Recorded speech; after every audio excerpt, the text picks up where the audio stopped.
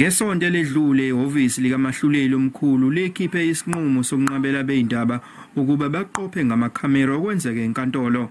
Lokhu ke okwenze ukuba inhlangano yabezindaba kuleli iSANEF ifake isicelo iphikisa lesinqumo. Media freedom are incredibly important, and when there are matters that are of such public interest, it is incredibly important that the media can share that information with members of the public so that their right to access information can be advanced. Inkantolo ibesinika bezindaba ithuba lokuthi benze izethulo zabo ngoLwesihlanu ukuze bathole igunya lokuqopha okwenzeka enkantolo. Udabeni oluseyithebeni zenkantolo umntula imali zokukhokhela abameli kube ngezinye zezathu evimba ukuqhubeka kwalolu daba.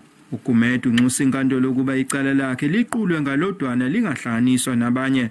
Abalandeli bakhe bathi lokhu kubambezeleka kungase kulimaze ikusasa lakhe kwezombusazwe. Ukube kuthiwa basilalela ngenkathi sisho ukuthi lolu hlobo lokuboshwa kwabo beboshwa kanjeyana namakhamera nani ukube balimisa balinda isikhathi si-right la wonke umuntu ezobe ready khona mhlambe ngabe asikho la mhlambe into eziningi ngabe sikwazi ukuthi sivimbe manje njalo makuzwala enkantolo kucosta imali kucosta isikhathi.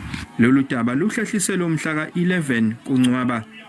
Eyindabeni ze-SABC nginguvusi Khumalo eThekwini.